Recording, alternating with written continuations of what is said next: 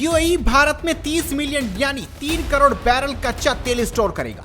यह अहम समझौता प्रधानमंत्री नरेंद्र मोदी के यूएई दौरे पर हुआ है। बताया गया कि इंडियन स्ट्रेटेजिक पेट्रोलियम रिजर्व और Abu Dhabi national oil company यानी एडीएनओसी के बीच हुए इस करार का मकसद भारत की ऊर्जा सुरक्षा को मजबूत करना है। इसके तहत दोनों देशों के बीच पेट्रोलियम भंडार और एलएनजी एलपीजी स्टोरेज सुविधाओं में भी स्ट्रेटेजिक सहयोग बढ़ाया जाएगा। भारत के अंडरग्राउंड तेल भंडारण केंद्र विशाखापट्टनम, मंगलुरु और पडूर में मौजूद है। इनमें कच्चे तेल का भंडार है जिसे आपात स्थिति में निकाला जा सकता है। रिपोर्ट के अनुसार इतना तेल लगभग 10 दिनों तक पूरे देश की खपत को पूरा कर सकता है। यूएई भारत के रणनीतिक पेट्रोलियम भंडारों के साथ साझेदारी करने वाला पहला देश था।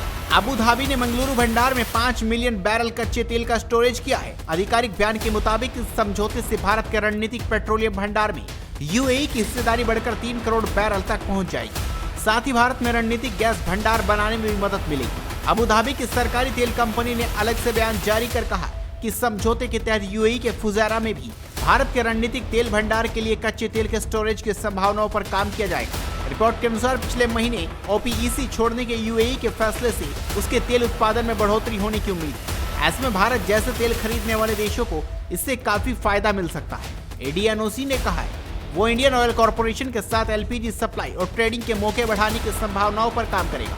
एडीएनओसी के मैनेजिंग डायरेक्टर और सीईओ सुल्तान अहमद अल जाबर ने कहा, भारत में बाजार का आकार और उसकी तेज विकास रफ्तार उसे दुनिया के सबसे अहम एनर्जी मार्केट्स में से एक बनाती है।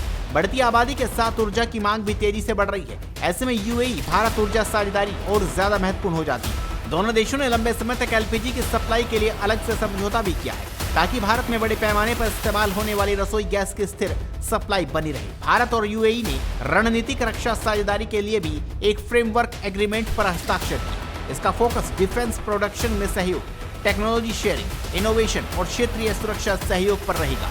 आप इस खबर पर अपनी राय दीजिए, इस खबर को शेयर कीजिए।